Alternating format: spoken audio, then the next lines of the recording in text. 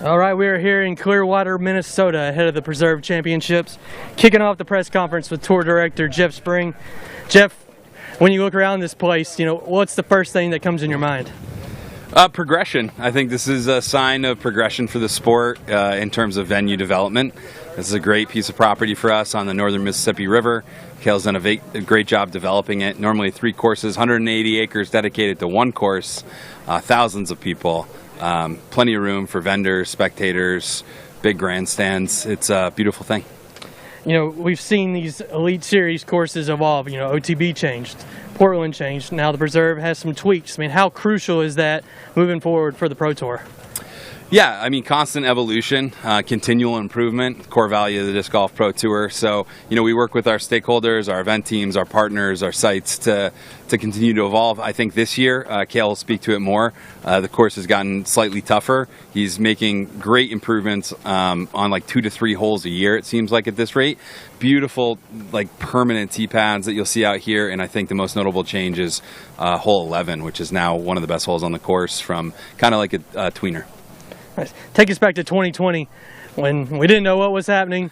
You talked to Cale, disc golf was back. You said we're coming to Minnesota. What were those early conversations like, and what has led us to this point? Yeah, it was serendipitous. Definitely a lot of synchronicity in that moment in time. We had been talking about the Preserve before the pandemic suspended tour operations, and when it got going, the West Coast was still shut down. So, as I've said in the past, we moved to the Midwest Coast, and Doug Bjerkes and the DDO stepped up, and it was an easy choice to come up here, and didn't feel like a risk at all. Super crazy busy stretch of the season. I guess it hasn't even stopped or slowed down. A major next week in Europe. And what do you envision the next month, 6 weeks looking like? Yeah, it's a test for our team. We've doubled our staff. We're about 40 strong now, plus contractors and media regulars on top of that. So we're splitting our staff operationally. We've got some folks dedicated to Idlewild and D-Glow, some folks headed over dedicated to PCS Sula and the European Open. We're very excited for this test and confident going in. But for everybody on tour that's grinding out there, I know that choices are made for scheduling, and it's just, again, kind of the evolution of the tour. There's going to be big important events regularly, and players are going to have to pick and choose and elevate those tournaments with their presence as deserved. Last one for me, we got Am Worlds going on just a couple states over. 68 players in this field either play Junior Worlds or Am Worlds. What's the Pro Tour's plan to kind of cultivate this young talent that we see coming up that's ready to make the next step and ready to compete for an Elite Series win? Yeah, it's so exciting. I love Am Worlds. I think it's one of the disc golf world's favorite events, and we watch it very closely. We want to, see who's coming up and who's next. The tour card was a big step in that development, developing, kind of like a good process and a kind of a qualifying tour is in our future. And I think that those players right now, they've been taking leaps. Gannon Buhr, for instance, Prodigy event here, and he's a young Prodigy superstar. We see those names at those events, and then quickly coming onto the Pro Tour as more and more young stars emerge. I think we're going to just keep tweaking and formalizing that process of getting to the DGPT. Thanks, Hayden. Hey, Jeff. A couple questions for you. Before I start talking about this tournament, I do have a question. Just wanted your background insight on a very, very strange situation that happened a few weeks ago. Haven't heard much from you about it. Corey Ellis, obviously, everyone's talked about it, had a putt fall through the bottom of the basket, which is, in my 20 years of playing disc golf, I've never heard of anything like it. And I just want to hear, when it happened and when you heard about it, what was your first thought, and what do you do about something like this?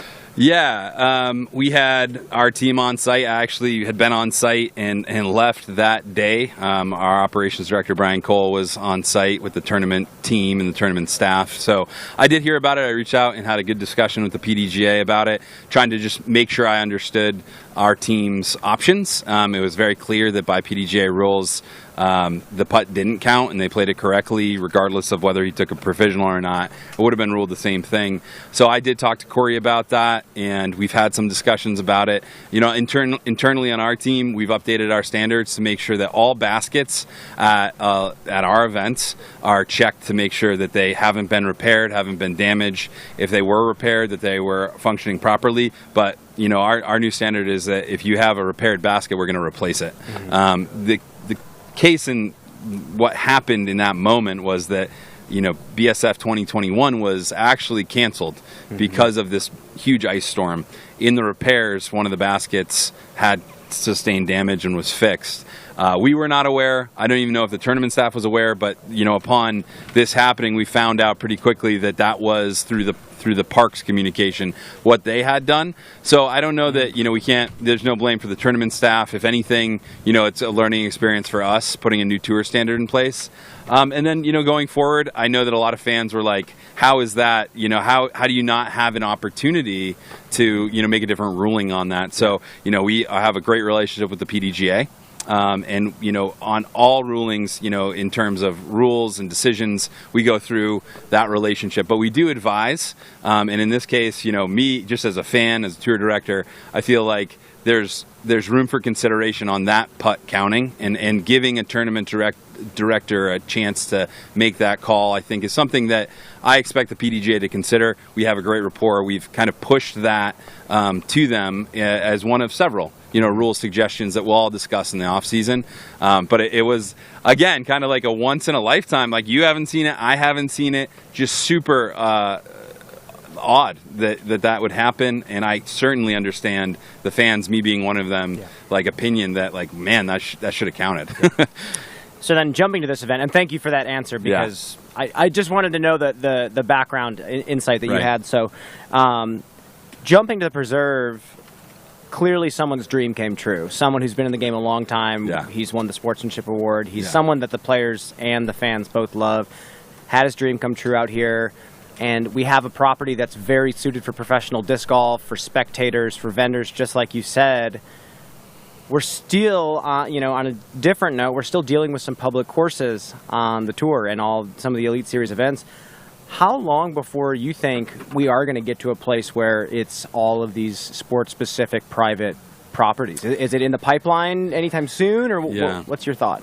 Well, I think with everything, in terms of Pro Tour development, it's always baby steps. It's slow progression, making sure it's sustainable for us.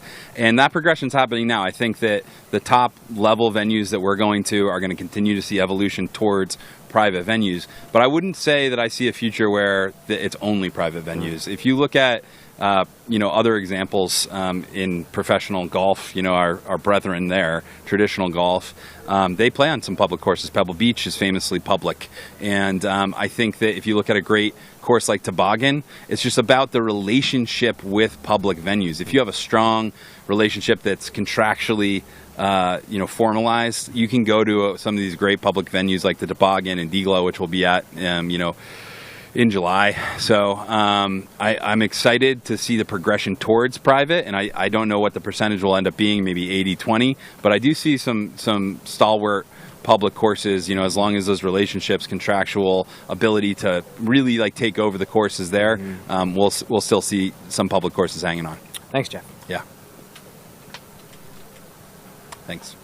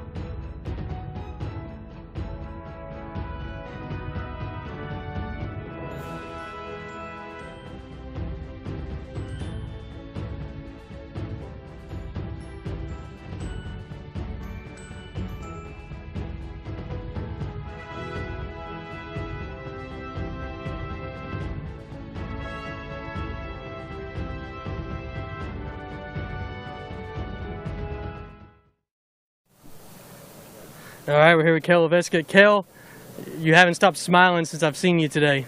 What's it like to have the show back here at what's been called Cale's Place? It's very nice. Welcome, everyone. It's been awesome. We've been putting in so much hard work the last, pretty much 60 days, every day, all day. So many great volunteers and workers helping out to make this place look beautiful. So to finally see you guys all here, see my peers here, see everyone enjoying the place like we do, it's been making it all worth it. Progression and evolution has been talked about at this place since it came about 3 short years ago. What can fans expect to see a little different this year? Well, first off, visually, the place just looks a lot better. We've had a much better spring, a lot of rain this year, so everything is nice and plush. We got some beautiful tall grass barriers in between the fairways. The ponds are full, the river's full, animals are everywhere, birds and bees. It's a very pleasant place to be, and it's definitely night and day compared to last year where we were in the middle of a drought. There was wildfires everywhere. This year, it's looking more like how it should. What are some of the changes? As far as the course goes, we have 6 changes to the course. Most of them are pretty minor. A few basket movements, tee movements, just to kind of enhance play, make things a little prettier. But the biggest change would be hole 11 is completely new now. The last couple years, the first year it was a par 4. It was just too short for elite play. Last year it was too long as a par 3. We were just not liking it. So we decided to go across the road and kind of utilize the new part of the property that hasn't been in play in years past. And we made a pretty fun technical par 4 that's very difficult. A 3 on it is very good. It's kind of like the opposite of hole 4 to me, which hole 4 kind of finishes right. This one is very technical, but it finishes left. You got to go over a berm to finish. So I think that one's going to play really cool. But for the most part, the place is the same, the flow's the same, just some changes like that. Is it crazy to think that in 2020 you left Waco, I believe, and came straight here and got to work on it, and now look around and see what it's become in just that short amount of time? Well, that's what's crazy about it. It's this is the 3rd year that we've had the DGPT here, but we've only had the place for 26 months now. So, just over 2 years we've had it, and half of that time pretty much has been dead winter. So, a lot has happened in a very short amount of time. But yeah, I think, we're going to continue to evolve a little bit here and there, but we're starting to see what the course is going to be looking like in the future. Nice. Thanks, Cale. Here's Brian. Yeah, buddy. Hello, Cale. Hello, sir. Got a few questions for you. First off, obviously we have the Pro Tour coming here this weekend. All the spectators, all the players. Talk to us about what the preserve is like in the downtime when the tournaments are not here and it's just you and the disc golf community. What has your impact been? The reason why this place is so special to me is so far beyond just the disc golf of it. I'm up here working so often, and it's so pleasant just to be here. When I get here early in the morning and see the sun shining across the river in a certain way, or playing an evening round with friends during golden hour, it's just the place is so special to me and all my friends and the people that love the preserve, because it truly is like a sanctuary. So, after our rounds, we're swimming, doing a lot of the same stuff that a lot of the players are here doing this week. But just enjoying the space and being grateful to be so blessed with a place like this to put in so much work. Yeah. So I guess going along with this, we have so many new people that have gotten into disc golf and have gotten into watching disc golf this year. So I'd love to give you kind of the platform to make the pitch to the people watching to come take a destination vacation to come play disc golf here. What all do they have on this property? Well, the reason why we knew this was going to be so special when we got it was just, first of all, how vast and how big it is and how beautiful it is. Having a 180-acre property right on the Mississippi River is not something that you come across every day. So, just the beauty of it, the nature, the wildlife. Even on our busiest weekends when the Pro Tour's not here and, there's a couple hundred cars in the parking lot, you can still find areas of the preserve that make it feel like you're the only one on the property, which is what a lot of people love about it. So, in 2020, after we did the DGPT the first year, that really kind of put us on the map, and every weekend we'd see, cars in the parking lot from Kentucky and East Coast, West Coast, kind of all over the place. So Minnesota, not just the preserve, we have a lot of beautiful courses, so we'd love to show you what we can offer. I think it's some of the best disc golf in the world. So then now moving to you as a player rather than a host, obviously you were running around like a chicken with your head cut off this week, just trying to make everything nice and ready for the people, but you're playing this week. I'm playing this week. So what is it going to take for you now to transition into playing and kind of make history here? You know, honestly, I'm just looking forward to getting this tournament underway. There's been so much build-up. I'm pretty good at once the event starts and my round starts, I can kind of tune everything out and just focus, and I think I'm like looking forward to that because there has been so much moving parts dealing with like the hosting of it all. Last year I wasn't able to do it just because it was the first time having so many spectators. I just wanted to make sure that everything went well. I felt like, you know, the spectator experience and the player experience was more important than me playing, but I feel like I got a great team. Things are under control, and I'm definitely looking forward to playing and getting some DGPT points that I very desperately need. Thanks, Cale. Yeah. Hey, Cale, Chris with Gatekeeper Media. Just one quick question. What type of advice would you have for any aspiring course designers out there, whether they have a big chunk of land like this or they're just trying to develop something in a public park back home? You know, I think for any aspiring course designers, it's important to build courses. You know, obviously what gets me going the most is building championship level courses, but like, you know, if you build a par 3 9-hole course in your community that doesn't have a lot of disc golf, that's going to do so much and get people playing and get people moving to other courses, and I think that's the most impactful way to grow the sport. So I think the most important thing is to make it fun, make it enjoyable for all skill levels, and kind of be aware of what the specific community needs actually. So Cale, going back to player Cale, not course designer. Yes, this is me. We've seen players win in their home states a lot. You know, we saw Chris win at MCO, we've seen Val win in Texas, and players just tend to play well in their home areas.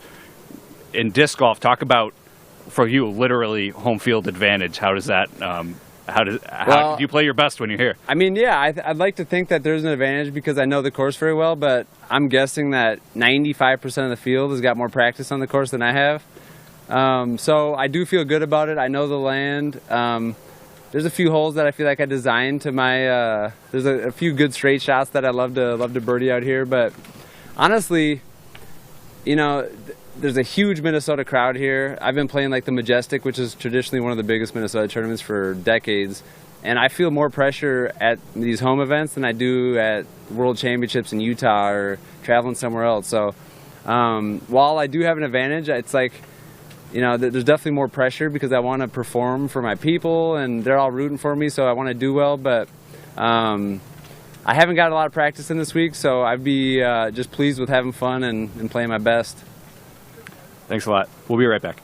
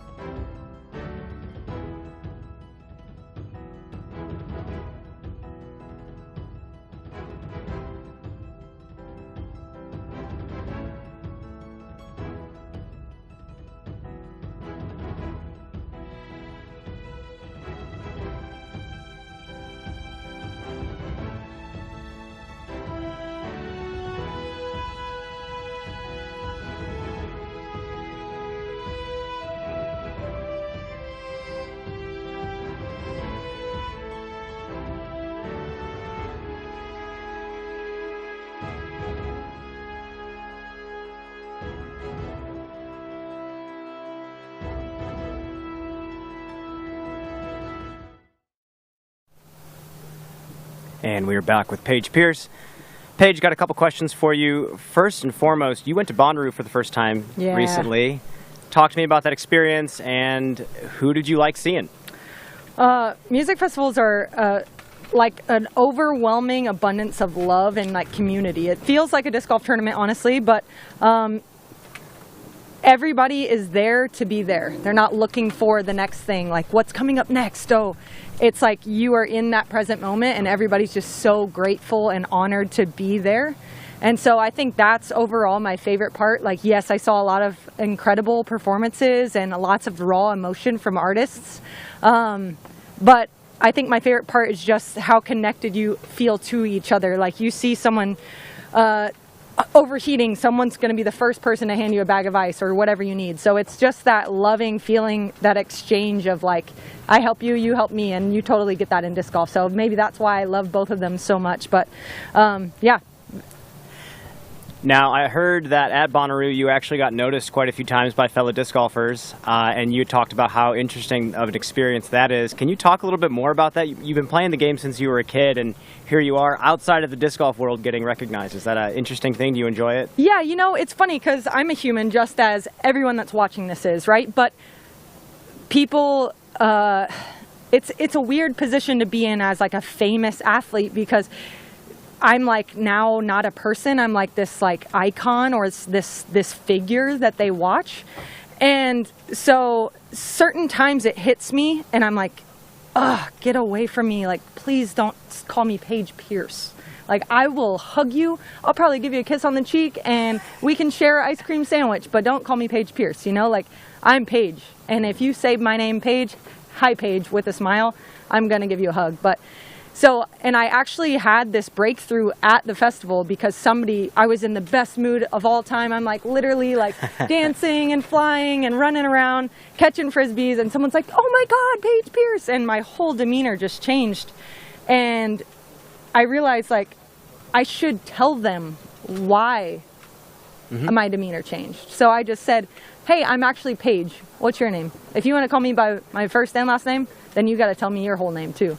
And that was just a great turning point for me and I think for everyone, you know, it's just like, wow, I don't have to let that get me down. Yeah. And whatever your thing that gets you down is too, like you have the power to control that. So for me, I had a lot of breakthrough moments and I'm still kind of processing them. And yeah, I had a great time. So then transitioning here, snapping into focus in athletics, do you think that kind of carried over this like mental game realization that you had? Is it going to transition into disc golf this week? Yeah, I definitely think so. I mean, like the being present thing, I think is the biggest one. It's like we can tell ourselves all the time, hey, focus on this shot, focus on this shot. But when you're actually just sitting there and you're grateful to be holding this disc, like, wow, thank you, Steady Ed. You created disc golf. Like I'm getting like chills right now. Like it's just a whole other mental capacity that you can have. Is just like, you don't have to be mad that it's 100 degrees. You're like, wow, it's finally summer. The first day of summer was yesterday. Like, let's go jump in these beautiful lakes that are so full right now. Thank you, Paige. Good luck this week. Thank you. Hey, Paige. Hayden with the PGA. You've taken these kind of little breaks and talked about it a lot throughout the season. Now that you have like a half a year to kind of sit back and assess that, how has that helped you as a player, as a person, mentally, physically, to take a little break and unwind and do some Paige things? Oh, it's been amazing just for myself as a human being. You know, I'm learning so much about myself every single day, and it's hard to learn when you don't have time to process. When you finish a tournament Sunday, you start driving Monday, and then you're practicing Tuesday again. You have no time to work through all of these new thoughts and experiences and these memories, and they just kind of go in and come back out. So to take a pause and to write in a journal and to express my feelings to my friends and my parents and all these things, like I'm growing so much. I feel like I'm blossoming into a woman that I can be proud of, and I think it's absolutely necessary. And, you know, I just challenged quite a few of my competitors to do the same and to take a break. Big Germ, I'm going to call you out. You might not ever watch this, but he was just saying, like, man, I really wish I didn't have to play this tournament. And I'm like, Germ, you don't. Everything's optional in life. Just don't. If you don't want to play, go chill. And so it's nice. You know, we all have choices, and it's up to you to make the decision. Whatever decision you make, stand by it happily. Nice. Great advice as always. Now, what did Paige Pierce, the competitor, think about once you got back on this property and looked around the way it looked, the little changes, getting ready to go for this weekend? I mean, honestly, as a competitor, you don't really know until that moment comes and you have to adapt to whatever wind comes your way. 25 mile an hour left to right wind. Okay, I'm going to grab this overstable Zeus, you know? So you don't really know. You can prep and know what your discs are doing in the wind, but I mean, luckily 2022 has kind of been the year of the wind, so we're well familiar with what the wind's doing to our discs right now. I think at this point I feel in an advantage because I haven't lost any discs over the last 3 weeks, so my bag is 100% the bag that I've been working with, and I've seen quite a few of my competitors swimming for their discs, so I think it's more just remembering what the course is like, knowing your discs, and then being prepared in that moment to adapt to whatever conditions. And how is the course playing? What can fans expect this week? Bring some cooling towels, bring like I got a little mister fan, I would say that. Other than that, just be prepared to watch some incredible shots on a beautiful, beautiful, beautiful property. I mean, all the water's super high. There's so many different types of birds. I've seen 8 different types of dragonflies. It's like landing right on your arms and stuff. It's truly is a sanctuary, like Cale was saying. All right, we're going to throw it back a little bit. Am Worlds is going on right now. Record field, which we say that every week, every big tournament. Right. Take us back to 2007, your first Am Worlds. What was your, I mean, can you even process what your mindset, emotions were going and competing on a stage that big? Yeah, I remember I played Am Worlds 3 times. First year was 2007. Whoa. And yeah, I went. It was Wisconsin Worlds. I played with Kelsey Brakel, who's still playing to this day. I've seen her occasionally. She got second, but the girl that won was Maureen Higgins, I believe was her name. Oh no, it was Katie Strauss in 2007. She was a homeschool girl. It was a local track. I thought I was playing really good, but I just could not compete with her. And, you know, it was a good life lesson for me. Like, okay, let's try again. 2008, it's only a year away. Let's go. And unfortunately, I didn't win any AM titles in my 3 attempts, but I got close. Second, third, I think. Is it crazy to think that was 15 years ago? It's very crazy. I mean, I know that I've lived that long of a life since then, but I feel like I'm still the same height, same smile, same everything. So, you know, when I see a photo of me from back then, it could be today even. But yeah, it's been a long journey since then. You know, the grind picks up. I got a major next week, Europe, and the Elite Series Pro Tour rolls on. What's the mentality in the next coming month? I think I just need to now take all of the memories and the rest that I've taken in the beginning of the year and kind of put them in a box and store them up, because from this point on I'm in the van. I don't have any more flights for the rest of the year besides Europe and Canada. I'll be in the van the rest of the year and not going home again until November. So I think just to remind myself, just because I'm out here doesn't mean I just lock myself in the van every once in a while when I need to refresh. And I know my friends are right outside, but shut the door, keep time to yourself. That's a sacred place, and you know that's going to be key to having success later in the year when we're just picking up more and more. All right, that's Paige Pierce here at the Preserve. We'll be right back. Thank you.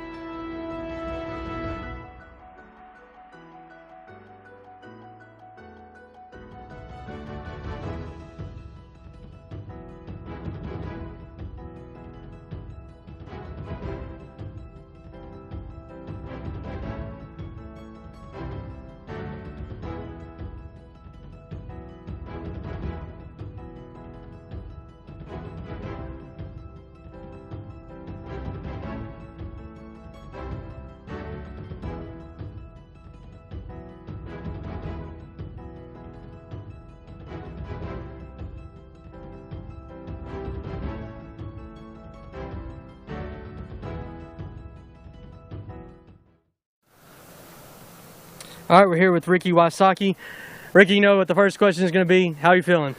I'm feeling good. I'm good, healthy enough to be back and playing this week at the Preserve. I'm super thankful for that. I think just being injured, being out, puts it in perspective and just makes me be thankful for every time I can be out here playing. And I'm good. I think I would say probably 90%, not 100%, but we're getting closer, and that's what it's all about. How has these past few weeks been? I know you talked about it's been a struggle not seeing everyone compete and not being out there. Yeah, it's tough. It gets a little depressing. You know, it's definitely when you're competing every week and you go from playing and you know going through the tour, then just stop playing. It's tough because I love being out here competing and playing and doing what I do. So having an injury prevent that is really tough, and there's a lot of people that have to go through it. And me, Eagle, Simon went through it. A lot of top players are going through it. It's a long season, and it takes a toll on your body, even though it's a non-contact sport. It's repetition can really can hurt you, and not even at all. My injury wasn't really repetition related, but it's just you got to take care of your body. Any silver lining in it, like just taking a break mentally, just kind of shutting down, obviously physically, but any silver lining there? Yeah, I think that I can take a positive out of that. When you get halfway through a season like the Pro Tour, it's it's week in and week out practice, play, go to the next tournament, do the same thing. So it kind of gives me a fresh new mindset. Middle of the season, normally you're a little bit burned out. You're not there mentally. Maybe you're just kind of going through the motions a little bit. Whereas me, took a month off. And really kind of got the fire back to really want to be out here playing instead of just kind of going through the tournaments. Just like sometimes you just go play the next tournament. Yep, just another tournament or just another tournament. But when you take time off, it really puts it in perspective for sure. What's the plan? Just kind of ease back into it. Obviously, that's hard to do since you're here and you're competing. But is that in the back of your mind, or just to trust your body and listen to what it's telling you? Yeah, no, definitely. I think that's a good thing that you said, is just listen to my body. I think that this has never been an injury that I'm going to hurt more. It's obviously prevented me from playing and feeling my best. That's something that's a total bummer, but. I guess I'm thankful that it's not the type of injury that if I play more on it, it's not going to get any worse. So that's something that's reassuring to me. And being a warrior that I am, if it swells up, I can fight through it like I showed at OTB. That was one of the best performances personally for me, just because of how much I was going through, and it really just meant a lot for me to be able to compete and play that well with pretty much one leg. Nice. All right, we'll talk about this tournament and this beautiful piece of property in a minute. We're going to throw it back. 2009 Am Worlds, which is going on this week. What was your mindset, if you remember, just going into it and competing on that biggest stage for the first time? Yeah, well, for me, it was playing Am Worlds was great. Just playing as a junior, it's sometimes hard to find kids that play that are your age, and so all week you're getting to be around kids your age and just having fun. Going to maybe if there's like a local water park that I know the PDJ lined up all these different activities for the kids to do after their rounds, and I was playing like 16 and under back then, and so they did a good job planning out all the stuff to do after the rounds with kids that share the same passion of disc golf as you. So on the course and off the course, the Am Worlds as a junior and as just an amateur in general is just such a blast. You get to share your passion with so many people and have a chance to win an awesome title that nobody can take away. A world championship, no matter what, whether it's amateur or professional. It's an amazing thing.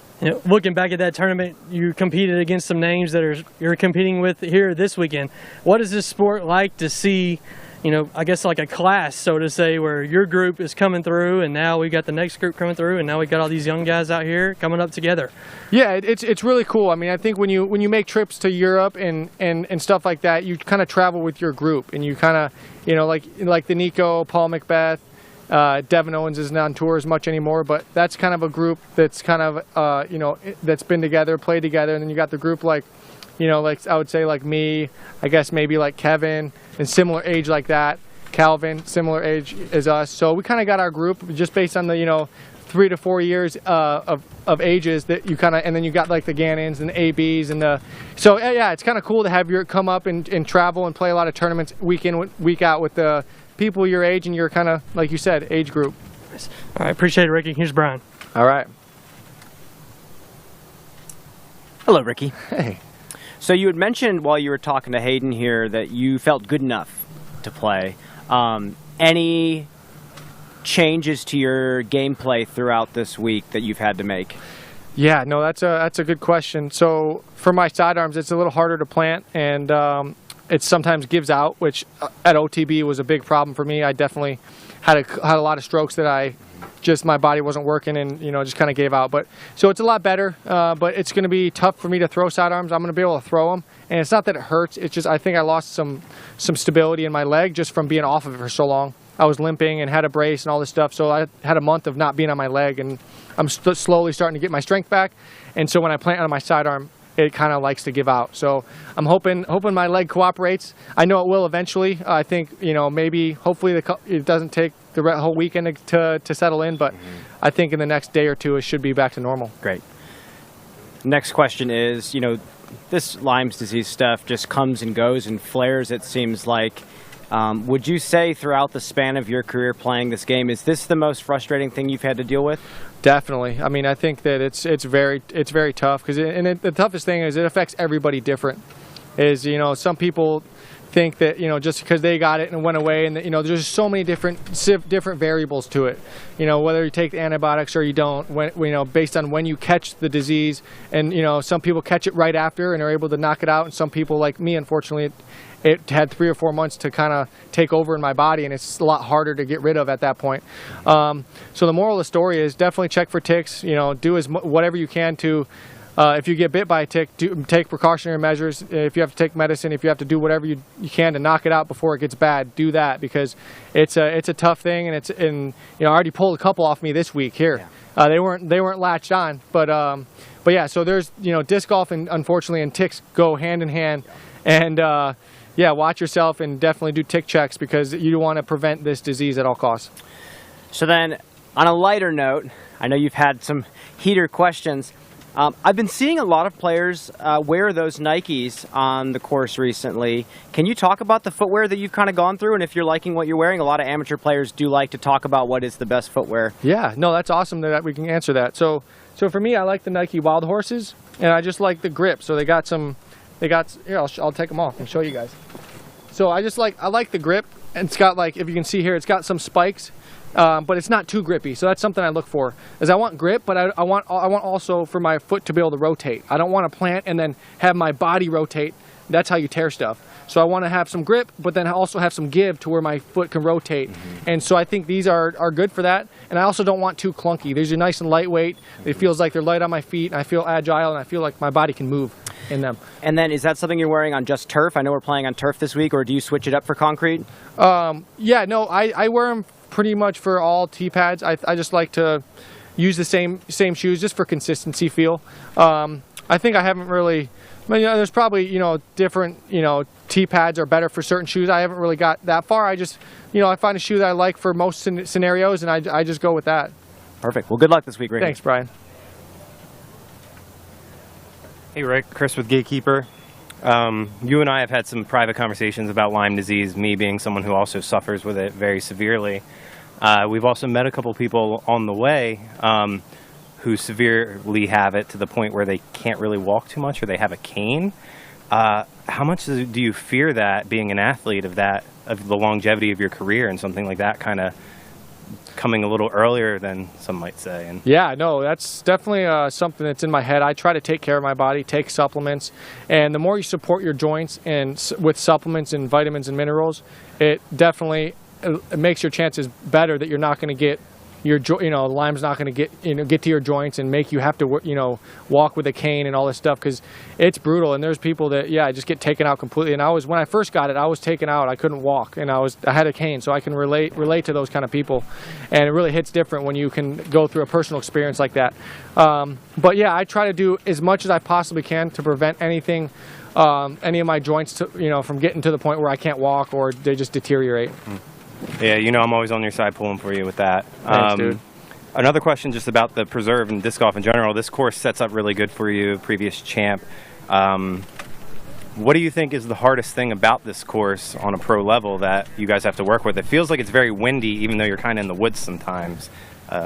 What's your thoughts on that? Yeah, it's very unique. I think that, like you said, there's some wooded shots that you're actually, the wind is ripping, which is really weird, because normally the trees cover the shots and the wind isn't affecting too much when you're in the woods. But here, there's tunnel shots with trees everywhere where you're still having a huge headwind, which is a tough situation to deal with when you're trying to throw tunnel shots and straight shots. And so yeah, the wind's going to be a factor all week, and I think that it's really going to come out with smart game plan and really thinking through your shots. I think thinking through your shots in the wind and trying to predict what your disc is going to do in the wind before you throw it is the most important way to succeed in the wind. Thanks, Ricky. We'll be right back. Thanks, guys.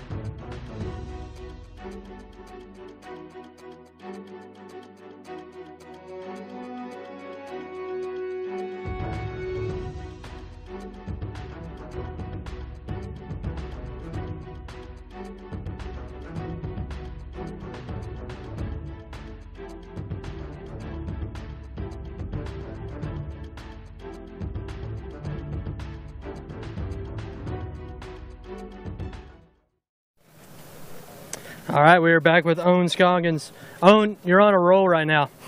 How you feeling?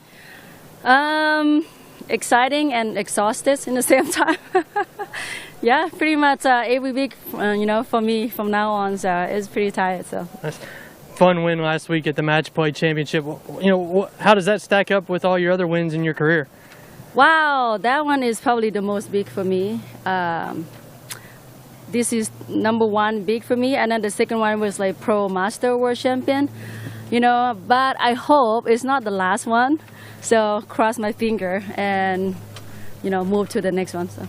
You've had one finish out of the top 10 this year on this elite level. I mean, how do you process that? And I mean, what does that make you feel just to get out here and compete this well against this field? You know what? It's take a lot of mental game. It take a lot of mental game. It take a lot of require a lot of practice. I feel like I practice quite a lot, so I feel not too bad this weekend, but not too good either because the court is so long and the wind, so it's gonna make some damage to our game this weekend. But depend on who can understand play with the wind, and then that person should be in the lead card in the next day. So I try to understand the win. This is, I guess, your second full year on tour. Obviously played for so long and stayed on the West Coast and flew out to events. But what has this grind been like to play week in and week out and see the country and play all over the place? I feel like very lucky, to have this like job to be my career, because it's not just only like I have fun with doing it. I see a lot of state, a lot of things like I never able to do before, when I have a normal job. So I feel a blast to meet a lot of people on the road and then meet new friends all the time and, see like beautiful state, almost every week. I move to here and there, so yeah, blasting. Nice. Thank you, Ohn. Here's Brian. Thank you. Yeah. Hello, Ohn. What's up? What's up? A couple questions for you. Yeah. You've been having a lot of successes this year. It's very obvious, but you've been in the game for a very long time. You've been playing the game a long time. You've been on lead cards before in the past, even years ago. Has something changed in your life to like have these big moments happen now for you? Something changed. Maybe just people recognize me more. There's a big change. Like everywhere I go, maybe people just like, oh, is that Ohn Scoggins? I said, yeah, it's me. I'm very happy, before I walk past people just don't know me much, Seeing like when I on the lead card more and people just like get to recognize me. And that's a big change for me. And then, and then just kind of like give me opportunity to like see more, play more, go to another state. Like, yeah, there's a big change. Yeah. Do you enjoy being recognized by people? Oh, yeah. Of course. Say hi to me. People, don't be scared to say hi to me. I'll be always like smile to you back, say hi back. So yeah, I'm just happy, like why not, right? So.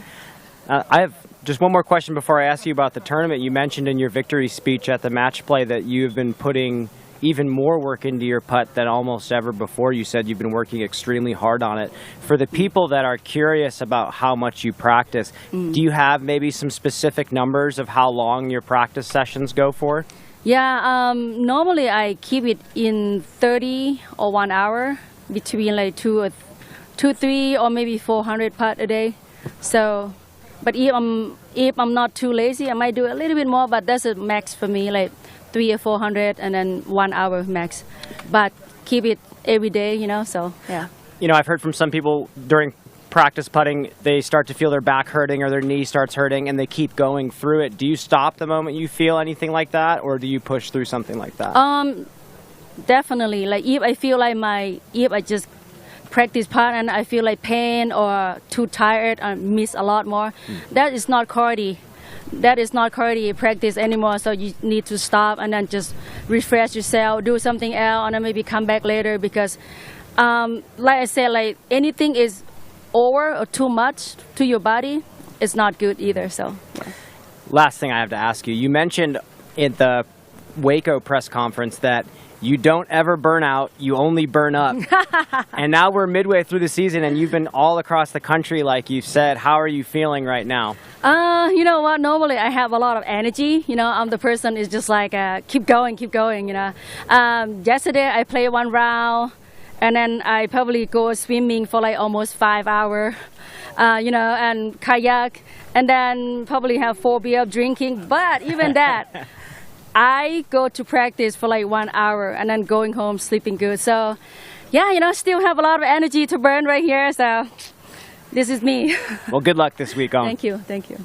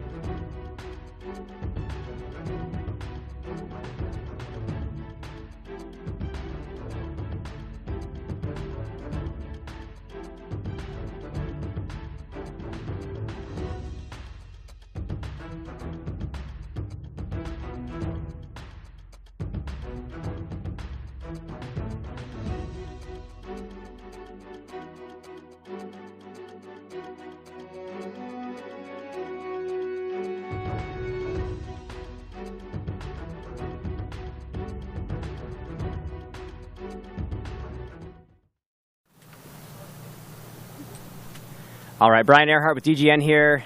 A couple questions for you. You've been in the States for a little bit. You've played quite a few tournaments. I know in Norway you've posted a lot of weightlifting videos and really hard training videos. You train very seriously for disc golf. Now that you're in the States, traveling all over the place and driving so much, has your training changed a little bit? Well, yeah, I don't lift weights at all. Well, that's kind of like the part I think is the most difficult right now. Like, it's hard to have time to work out because we're so exhausted. I'm not used to this heat, and we're traveling. We have to like use 1 or 2 days to get to the new event, and then when we're at the new event, we have to like get our practice in. Like, I haven't even played the courses, so I probably have to get like maybe 1 extra round. We try to do like some basic workouts, but that's it. Yeah. So it's more like when I get home, I do more workouts. Definitely. And then less when I'm here. Yeah.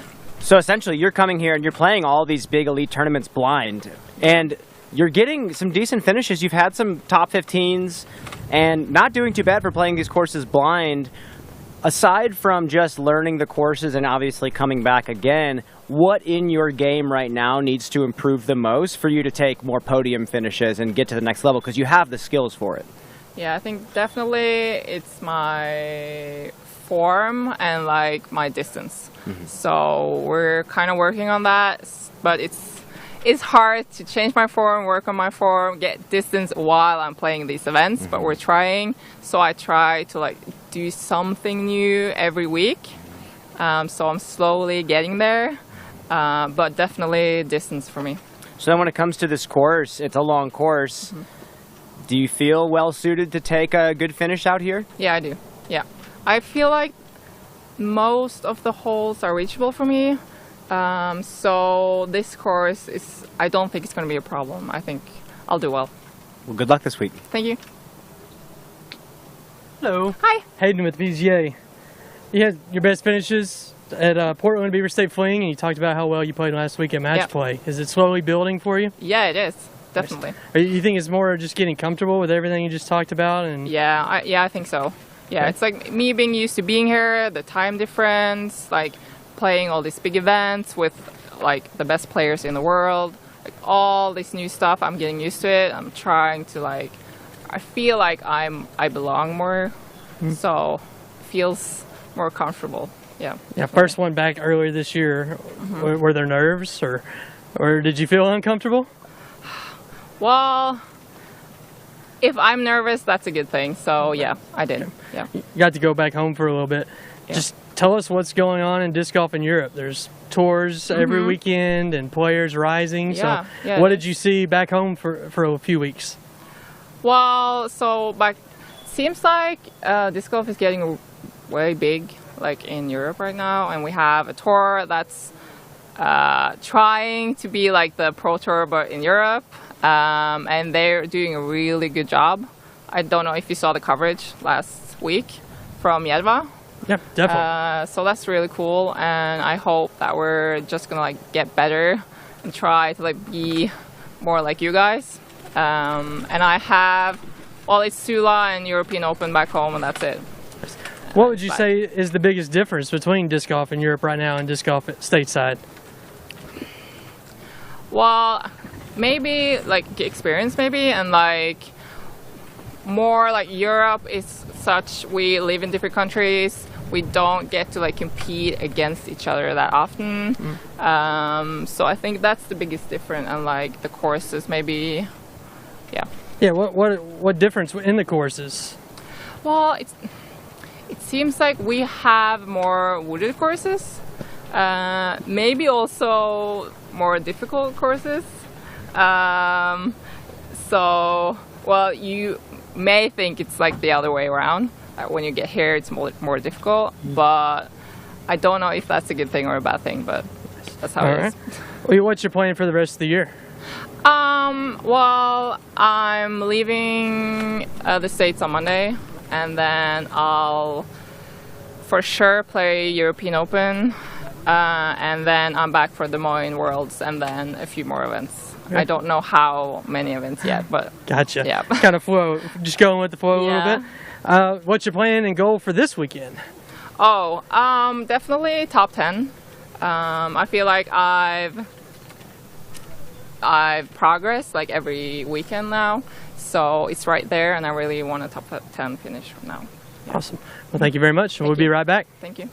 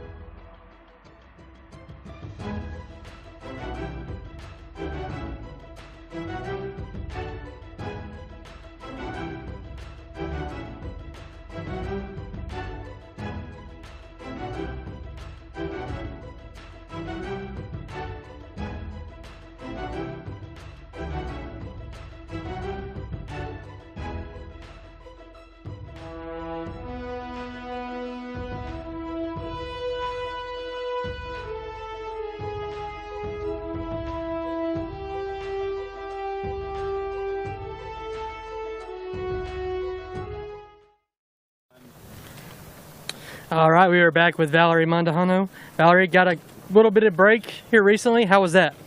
It was nice. I got to go back home for a little bit. It wasn't really a break, I guess, on my time, just because it was a lot of running around. Even if it wasn't mainly playing disc golf, it was something involving disc golf. Nice.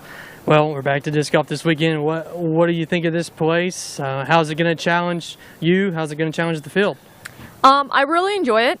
It's pretty big. I think it's going to challenge me in more physical health, seeing how my body holds up to it. I've noticed, like, I'll play up to hole 5 and I look at the holes and I'm like, this isn't 10? Like, this is a big course. But it's a good challenge, and I feel like it will challenge most of the field in that aspect, and also throwing, to see how many players just went out and threw 9 shots every hole, or how many paced themselves and realized what is the smarter choice for them. Nice. Just a stellar season, obviously. You know, what is working for you? What are you most proud of in your game? I think mentally, just knowing the route I want to go and sticking to it. It's not getting too excited and trying to score on certain things. It's kind of just taking it pace by pace. And, yeah, just keeping that pace and realizing what I can do and what I can't at the moment, and not trying to go for too much. Nice. Have your expectations or goals changed kind of mid-season? Not really. I'm kind of just living day by day, seeing where life takes me. Nice. All right, we're going to throw it back a little bit to 2014 AM Junior Worlds. What was that feeling like when you showed up to compete on that big stage for the first time? It was huge. I mean, it was the first type of real nerves I've ever felt in my life. It was very impressive to, I think, my family and how I handled it, especially my brother. He was there, and he was really my backbone at that time, where he was like, you can do this. Every time I had doubt, I was like, are you sure I can throw that shot? And he's like, yeah, what's the matter with you? Like, snap out of that. Like, of course you can. But yeah, it was an amazing feeling and experience with my family I got to share, and I'll never forget. And I think that translates into who I am today. You know, Ricky talked about when he showed up to his first AM or Junior Worlds, and you know, you're back home and maybe competing with 4 or 5 people your same age, but all of a sudden you get there and there's a couple hundred of them. You know, what is that like, and what would you say to a younger player to go compete on a bigger tournament like that? I think it definitely shows how much work young kids put in at a young age, and it definitely showed me on how competitive I can be and how I want to be, and it showed me, like, if I just put time into my game, and time and effort and also patience, I will do something. I will get somewhere where I want to be one day. You know, next week we go to Madison for U.S. Women's in a record field. What does that say to you about the growth of women's disc golf? I mean, it's huge. It says a lot to me. It shows the direction that the sport is coming in, and it shows how women are just picking it up so fast. And it's amazing to me just to see, I guess, the competitive side to it, because I'm a huge competitor, and just to see the competitive side and sees how well it's growing. Well, yeah. Speaking of that, a little off topic, but what kind of sports do y'all follow outside of disc golf?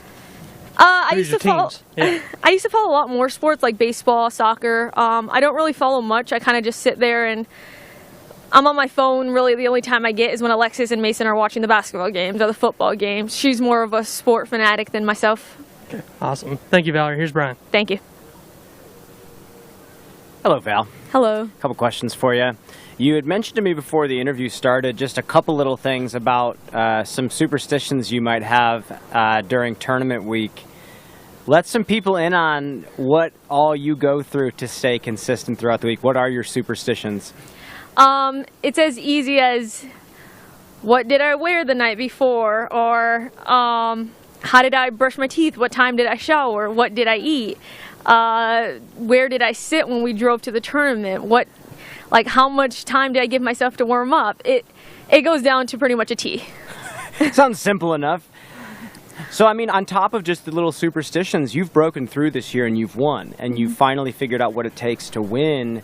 Obviously, playing well is what you want to do to win a tournament, but I'm sure after finally winning, I think 3 this year that you've taken down, what are some of the keys to being an actual champion that maybe some people don't see? I think it's patience and consistency. I think consistency is the biggest thing. It's so easy to go into one week and grind it out and feel like, yeah, I've done enough for, the next couple weeks. I like to think of it as running. Mason told me at one point, the work that you do this week doesn't show until next week. And that's what I think about disc golf is it may not show the week that I do it, but I also have to get consistent with it. I can't just do it this one week and expect next week to be amazing. No, I want to be the best that I can possibly be, meaning the whole year, not just a season. I want to be the best I can for the next 10 years. So it's all about consistency. Definitely. We are at about the halfway point, maybe a little bit more in the season. And I think Ricky had mentioned it and Ohn had said it, like some players will start to get a little burnt out during this stretch. It's a lot of disc golf. How are you feeling right now? I feel like I felt on day one. That's awesome. Fantastic. Well, good luck this week. Thank you. Thank you, Valerie. We'll be right back. Thank you so much.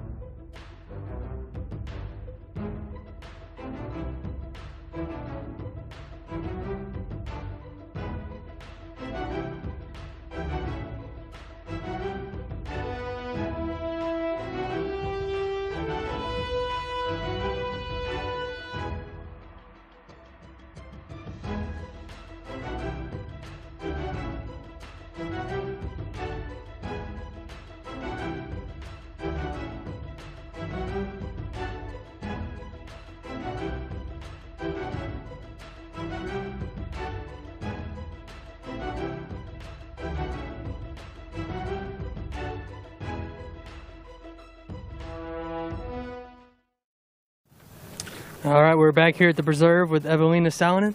Eveliina, welcome back. Thank you. How's it feel? Really good. It's good to be back. Nice.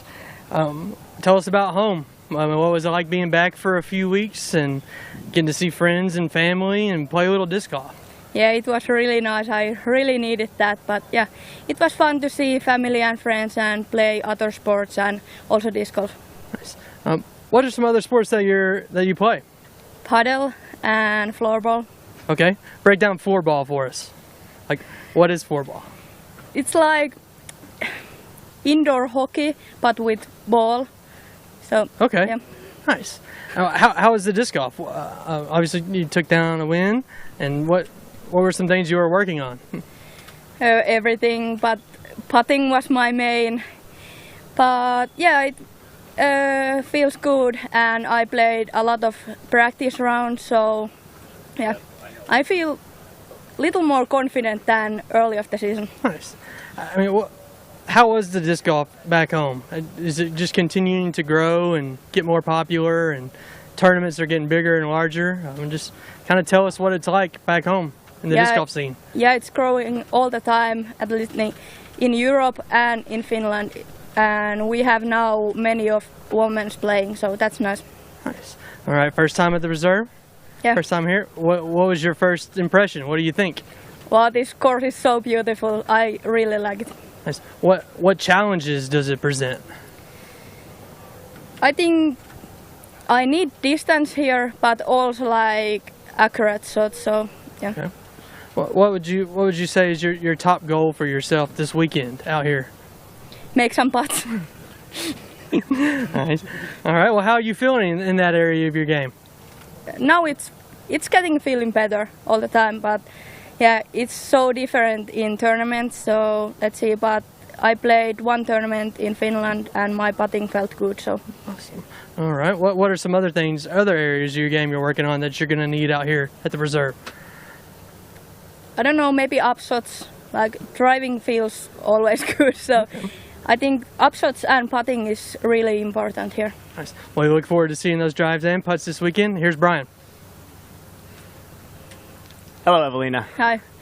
Question for you. I have spoken to quite a few players that have come over here from Finland and Estonia and Norway, and they seem to really enjoy Chipotle here. Have you partaken in eating Chipotle this week since you've been back? Yes. It's wonderful, don't get me wrong, I understand. Just wanted to double check there, but getting more serious, you mentioned you're feeling more confident with the short game now. Obviously, your drives have been amazing throughout the whole year, but the short game is so much more feel and touch and not necessarily all this form. When you go home and you practice putting or upshots or something like that, do you think when you have to make a change, is it more of a mental change or a physical change? What needs to happen to work on something like that? I think it's probably 90% mental. So like during practice I can make all my putts, but during tournament none. So like I think it's more mental. And do you do things when you work on mental game? It's such a abstract concept. Do you read a lot of books? Do you just take time away from disc golf? How do you work on mental game? Take time off, and like I try to change my I don't know how to spell it, but like way to I think about putting, like method or something like that. Yeah, and I put so much pressure to myself, and I need to make all putts, but I'm not a robot, so like. Excellent. Well, you mentioned you played a lot of paddleball out in Finland, and I know you play a lot of that. Is that similar? And I don't know if you know this or not. Is that similar to pickleball in the States? Have you seen that? I have seen. We play like with tennis ball, and we have like glass walls. So it's like mixed tennis, squash, and pickleball. So like there's everything. I see. And is that something that you've done your whole life? Have you played just a bunch of sports ever since you were a kid? Yeah. And is that something that you think helps you with your disc golf game to kind of go home and cross-train other sports and not think about the pressure of having a job? Yeah, I think, and like that would be so hard to like focus only one sport and think about that only sport all the time. So it's fun. And then to win out here, what do you think is necessary for you? I mean, obviously you said putting, but when it comes to this course, does it require every shot in the bag, or is distance the most important? I think here almost every hole is like I have chance to take birdie. So like driving is important, but about those par 4s and 5s, like upshots and putting is main thing. Well, good luck this week. Thank you so much. Thank you, Eveliina. We'll be right back. Thank you. Everyone, Peter, London.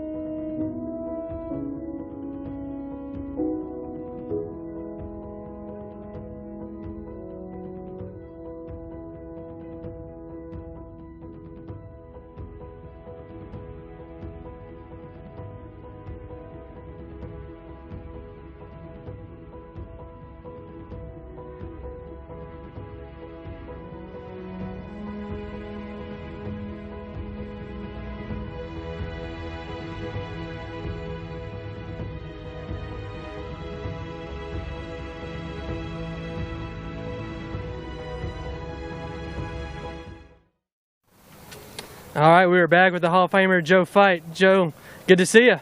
Good to see you, Hayden.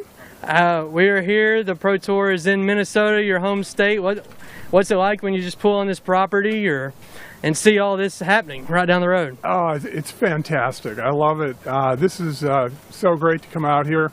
What Cale's done here is unbelievable. So yeah, I love it. And I played here last year.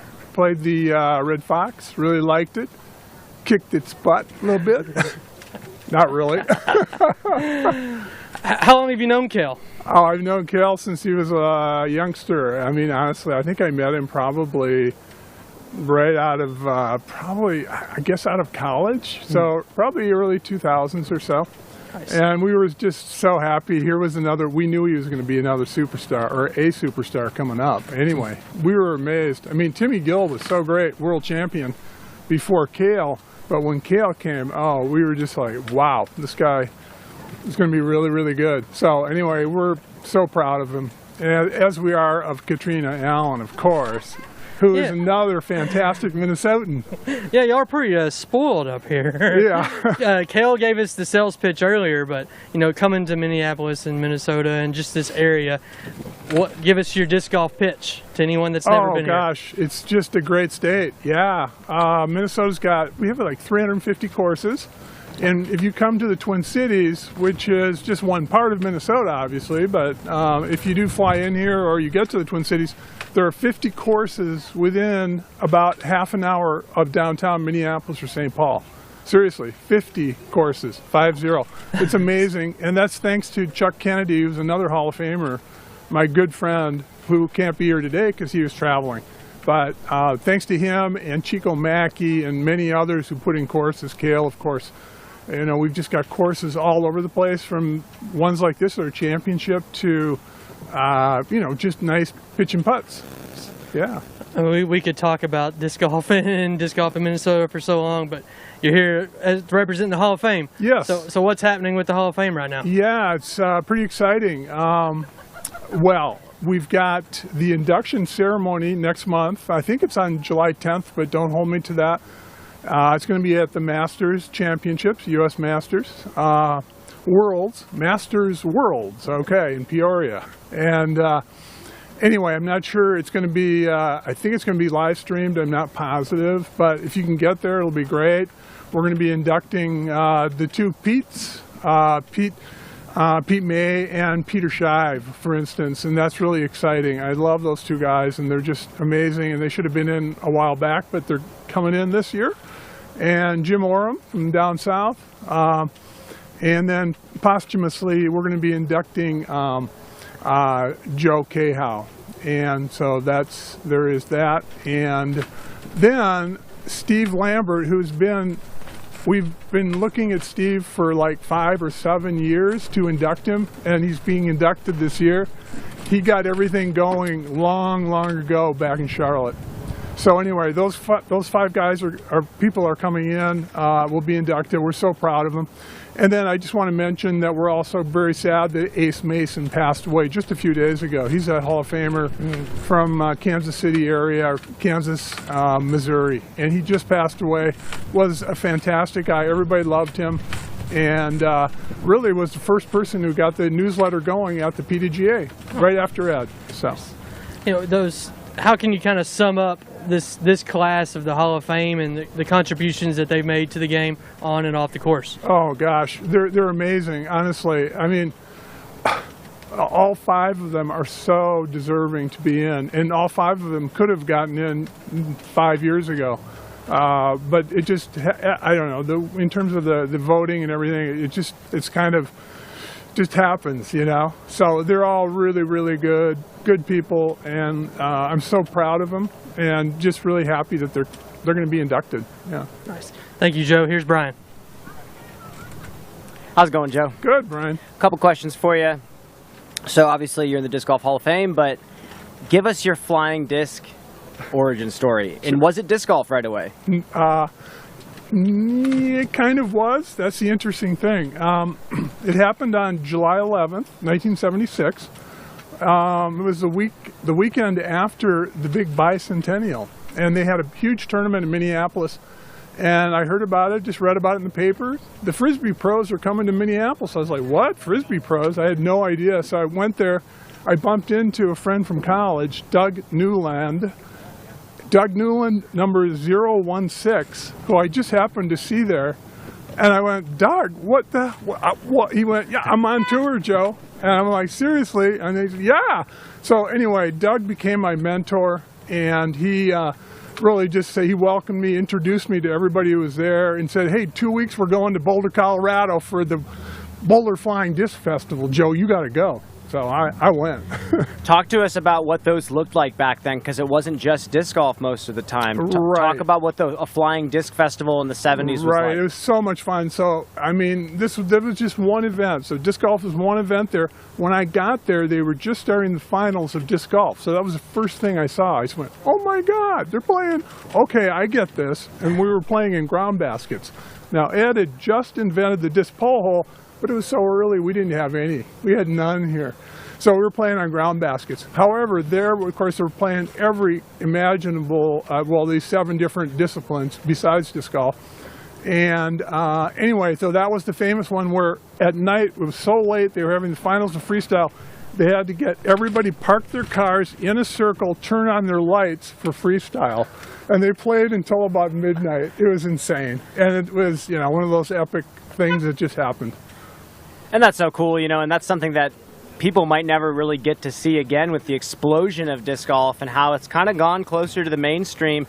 Talk about what it's going to mean for people to come out here and spectate at the preserve. Oh gosh, it's going to be amazing. I can't wait to get out here myself. The spectating here is just unbelievable because the property is so beautiful. And to watch these amazing shots going 500 feet, people won't even believe it if they haven't seen it.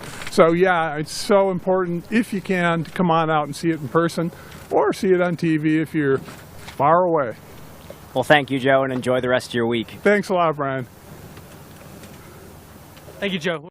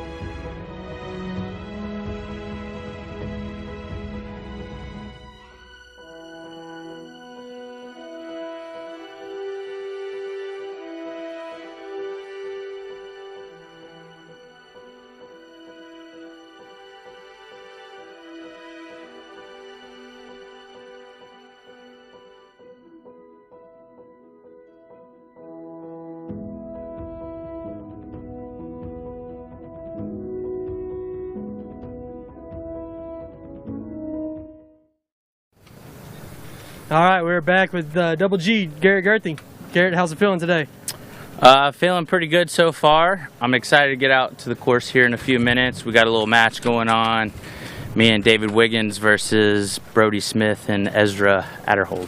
So we're gonna go. That sounds pretty fun. We're gonna go have follow you over there. fun time in the wind. It's a little windy today, but we'll make the best of it. Nice. How long have you been in town?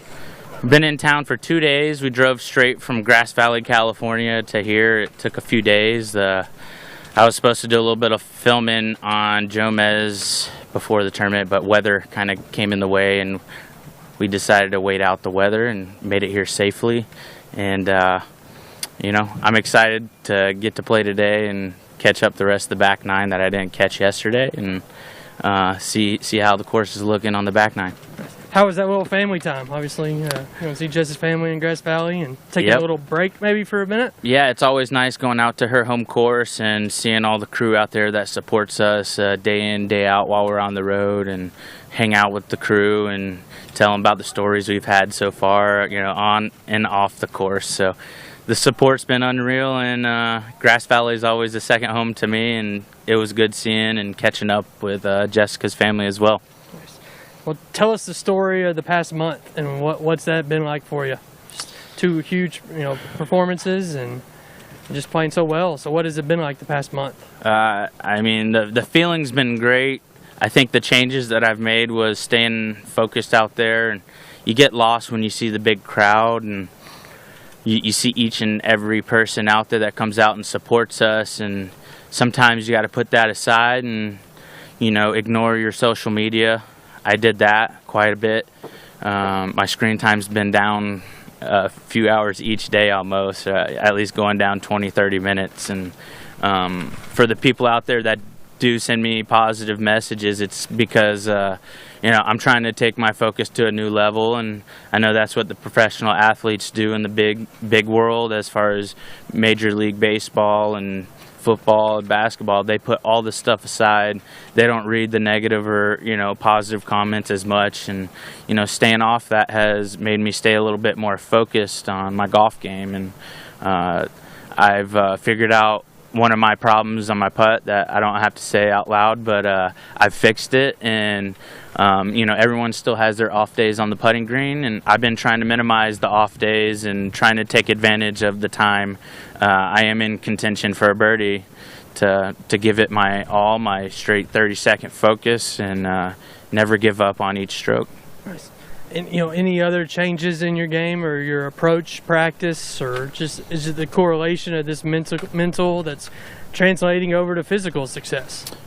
I think as I get older in the sport of disc golf, I've been figuring out the ins and outs, and especially having the tour go to the same places each year, I get a little bit better each time, I feel like. And with my experience over the years of playing my 19-year pro career since I was 13, and playing against the best already, from the old school players to now the new school players, and being at the top and being able to compete still is one of my favorite things to do. So I'm going to keep giving it my all and keep giving it my 100% focus. And I've been hearing from the people back home that my focus has been by far the best they've ever seen, and I've been taking that and running with it, and not giving up on any strokes is the key. I feel like some people get to a point in their round that they just kind of give up, and I'm one of those guys that keep pushing no matter what conditions, and I'm going to make the best of it no matter what. Nice.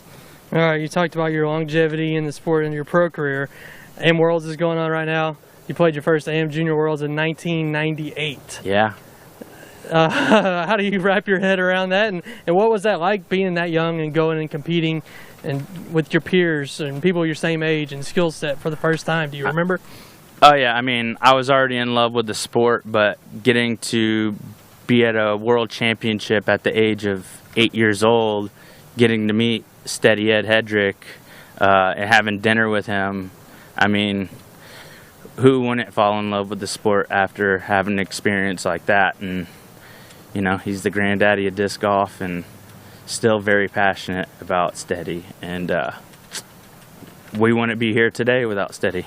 So. All right, thank you, Garrett. Here's Brian. Thank you. Hello, Garrett. What's up, Brian? Glad to have you back. Glad to have a working mic to interview you today. This is great. Yes, sir. So, first off, casual question. I see you wearing the Huck Performance fishing shirt. The preserve is a beautiful place to go do exactly that. Have you gotten to do any fishing yet? Honestly, we've been extremely busy. Me and David doing a clinic for Gotta Go, Gotta Throw, 45 minutes away yesterday, and getting in town the day prior. We did grab our fishing poles this time around, and we'll be excited to get a line in the water some point this weekend.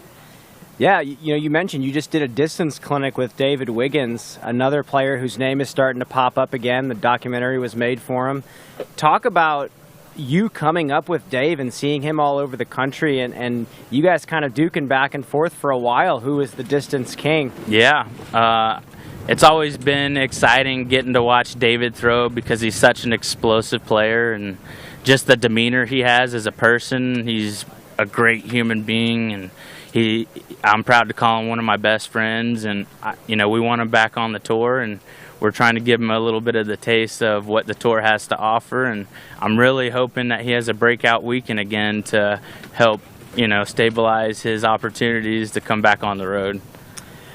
You also mentioned with Hayden that you've spanned multiple generations. You've been playing in the professional division for quite some time, and most notably played with Climo's class for a while and played against Tim. You played against Paul McBeth when he was coming up, and now we see a new superstar rising in Gannon Buhr, who's about to come on here in a little bit. Talk about the similarities and differences playing with the titans of kind of like each class that's come up.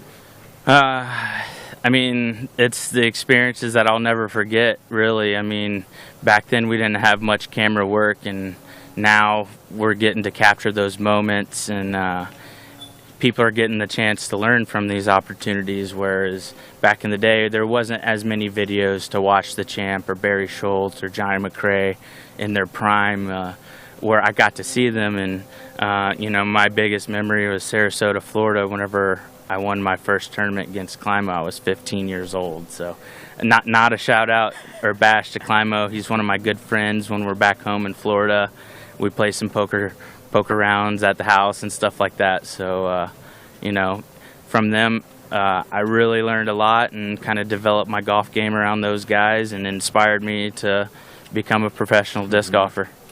Now, snapping into focus for this week, long open course, not a lot of out of bounds, a lot of green space to work with. Sounds like kind of a playground for you. Do you enjoy playing golf out here?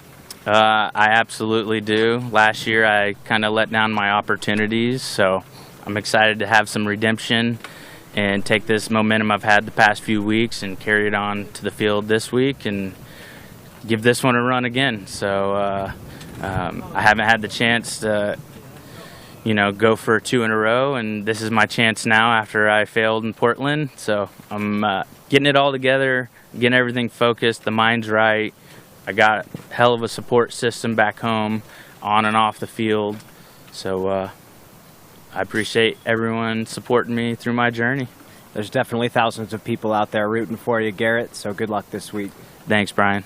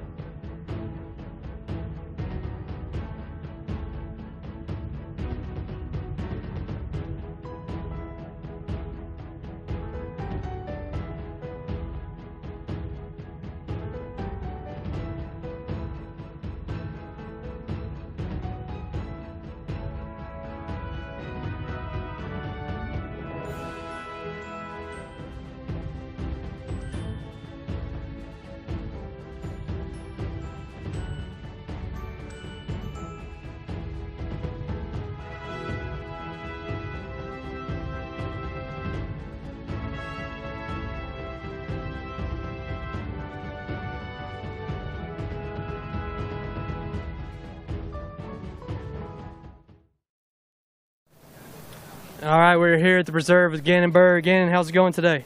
Doing well. How are you? I'm doing pretty good. How's the practice been so far? It's been really windy and hot.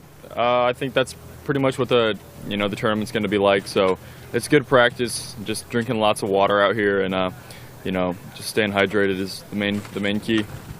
Any vibes or feeling when you pull into this property?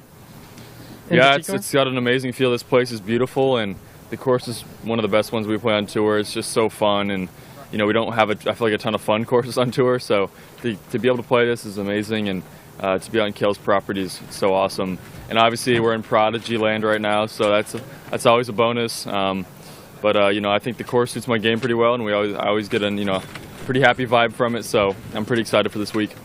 Strong finish here a year ago. Are you going to be leaning back on that? Or before you answer that, what was that like? I think it was your best finish on tour to date on this property last year. So just tell us the memories a little bit. Yeah, I remember coming down the stretch. I never had a chance to win it, but I think I only ended up losing by 3 strokes. So I wasn't too far off of going to a playoff or taking it down, but I think I just need to continue that, get off to a strong start like I did last year. I had like a 10 down or something in round 1. I'm thinking 10 down is going to be a little bit better than it was last year. A couple holes are harder, just with a couple different pin placements, and I think one new hole, which is a great addition to the course. I'm thinking that I just need to do the same thing I did last year, be confident in my lines, and really just battle the wind. I think that's going to be one of the biggest things this week, is who can battle the wind the best, and just stick it in the fairway, get up and down for birdies, and you'll get strokes on people. Was that feeling, knowing that you were just right there, kind of a benchmark in your career, or a learning experience to see that for the first time you were right there and capable of taking one of these down?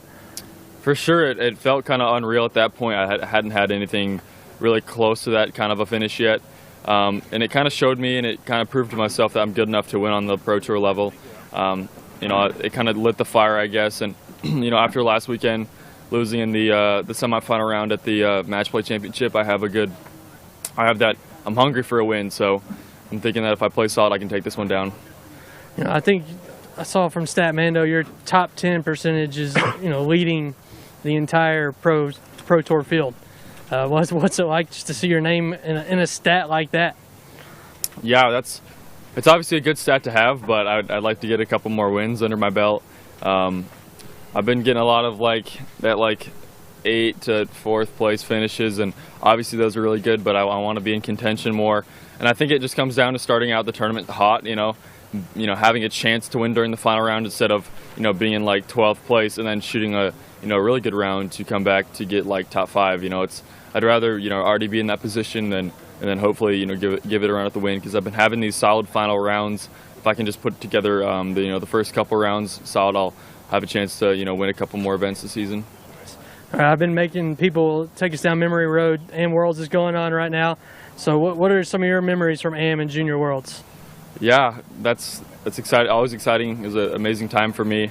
I played 4 Junior Worlds, and it was always awesome to see my friends at the courses, and the courses were always really fun to play. That's all I really remember. But lots of good memories with friends, and kind of preparing me, I guess, for the tour. Playing against there was some decent competition at some of the worlds I played at. So, but yeah, that's a great time for all people to begin their careers, and I think that's something that I really enjoyed. What about some people that you met during those that are now joining and getting on tour and coming out there? How have you all just kind of come up together? Mm-hmm. What's that like? Yeah, that's cool. I know Evan Scott. I played against him in 2017 at Worlds. I think I ended up beating him by 40 strokes or something. But he's right up here competing against all of us, and it's cool to see him progress as a player as well. And I think he just got something like 4th at Beaver State Fling, which is it's really great to see that from him. He's a young player, same age I think as me, 17-ish. So I always love to see younger players, like myself, come up and just have great finishes. But yeah. Nice. Thank you, Gannon. Here's Brian. Hello, Gannon. Hey. A couple questions for you.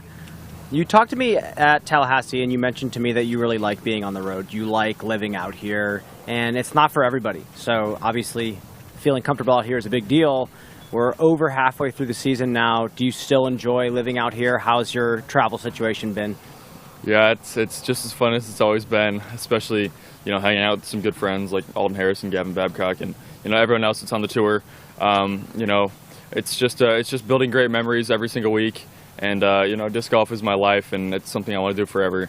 And to, you know, have it be my job and, you know, just continue to have that positive, you know, mindset, I guess, of just, you know, it's a bunch of fun, really. And that's my favorite part about it, is it doesn't feel like a job. It's just a dream come true. I mean, you went from being an underdog to being expected to shoot great very quickly. You're still in a phase where you're absorbing information really fast and your game is improving in all facets. Has that been tough to manage for you? Like, people now expecting you to do well rather than having no expectations?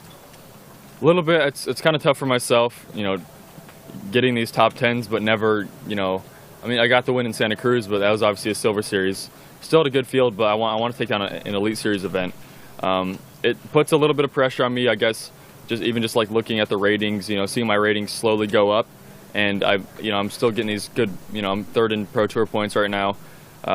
But I think maybe a little bit more pressure. Just, you know, I see myself, you know, in the top 5 rating, top 7 people highest rated at every event, and, you know, I'm like, you know, surely I need to win one sometime.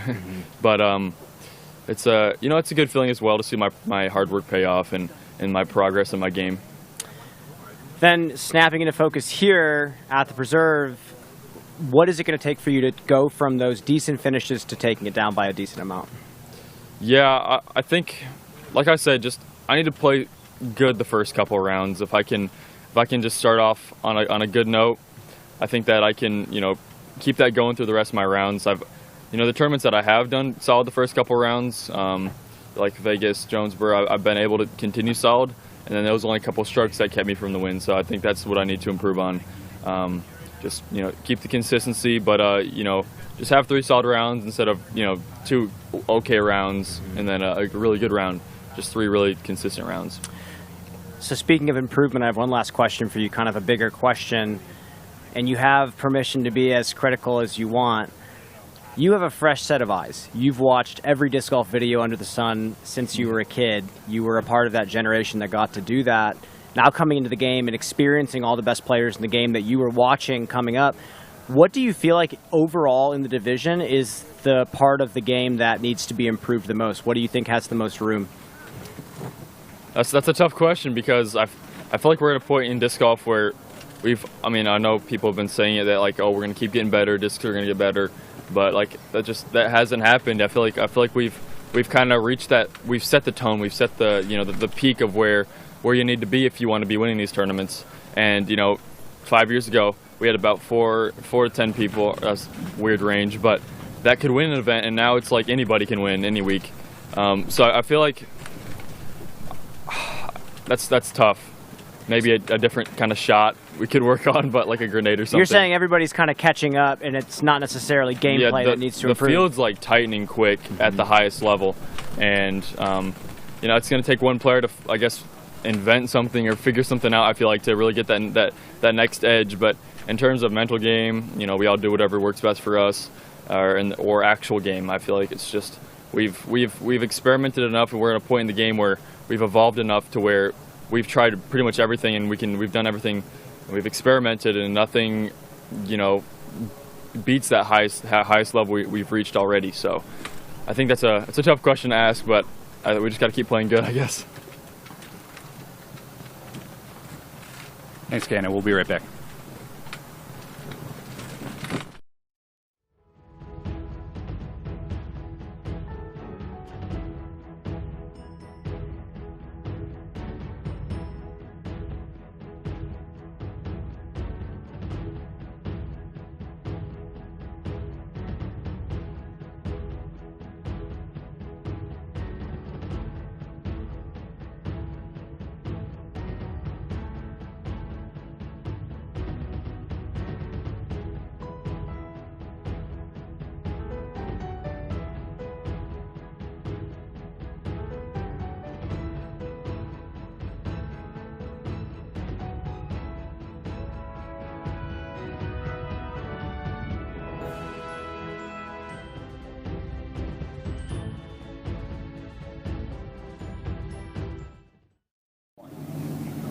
All right, we're closing things out here with Simon Lizotte. Simon, tell us the state of air travel right now. Just got off the plane. Yeah, it's not great. Landed about 2 hours ago. Hustled to get in time for the press conference. And a practice run, of course. I just checked the weather and it looks like a storm's rolling in in about 2 hours. So I got to get my practice round in. And my flight was 3.5 hours delayed, just like last week for Colorado. So it seems like, I don't know if it's a staff issue, probably. There's a bunch of issues. And the gas prices, of course. So not very fun. Well, we won't get into all that. We'll No. talk some disc golf. So, just handed you a cover of a magazine. Someone just handed you some trading cards with your picture on it. What are those moments like? I'm just a bit overwhelmed right now. Not exactly sure what's going on. I feel like I'm still in my bed in Boston right now. So, yeah. Also, it's so warm here. Like, I don't even know what to think right now. I can't handle the heat. We'll let you get back out there in just a little bit. But, I mean, how do you kind of shake out of this and power through? Just landing. It's hot. Everything's going on. Oh, no, that's my style. I mean, the heat and the wind is going to be interesting, but this season so far, I've been very good in the wind, so I'm not worried about that. Hopefully, we stay dry most of the weekend. That's more important for me. And then, I don't know. I got to feel it out. My last throw was at 8,000 feet a week ago, so I got to see how my discs fly again. I was going to ask you this question before all your travel woes and everything, but are you tired with going back and forth and jumping in and out and everything you got going on? I'm probably tired compared to a really awake person, but I don't feel too tired. All right. Well, what can you expect from this track this weekend out here? Yeah, the first time we played here 2 years ago, I did very well. I almost won. I got second place, so that was good memories. But the course has switched up a bit. My game obviously has switched up a bit in the last 2 years as well. So I'm looking for revenge for last year. I think I finished outside of cash maybe, or I haven't looked it up, but it was not good. So I want to come here and play smarter and hit some more putts and finish in the top 10. All right, we're going to keep it quick, let you go out there and get some practice and get a nap, but Brian has a few for you right now. Yes. Hello, Simon. We're back, Brian. Yes, we are. Part 2. Just a couple quick questions for you. I'll let you get out to your practice round. Like you said, you came from 8,000 feet of elevation, and you had told me earlier in the week that you changed nothing in your bag. You just make the adjustment. You throw your discs at different angles. At this point, you've done that a lot. I'm sure that's been pretty much your strategy for a while. How quick is that adjustment now going from super high elevation to flatter ground? I mean, by not making any changes, I meant like I'm not switching out any discs in my bag literally, but I'm throwing way different discs than I would for the shots I would usually throw them for. So I had the same bag of discs, but I threw different discs for different shots. So I threw like my roller and forehand discs more in Colorado. But honestly, I'm very much, for some reason, not worried about it. I don't even really think about that too much. I just see how they fly and then adjust accordingly. Last question I have, obviously you haven't even gotten your practice round in. The tournament starts tomorrow. Do you sometimes enjoy just coming into a tournament without a lot of expectations for yourself like this? I love it. The less I have to think, the better for me. I think overthinking is the worst thing you can do in any sport probably, but specifically in golf, because we have so much time between throws or between rounds where we have to stay focused, but at the same time stop being focused. It's like a weird kind of zone we have to get into. So for me, it feels ideal to have one round, one shot, know what I'm going to do, get a feel for the disc, get a feel for the course, and then just go with the flow. Well, perfect. Good luck this week, Simon. Yes. Thank you.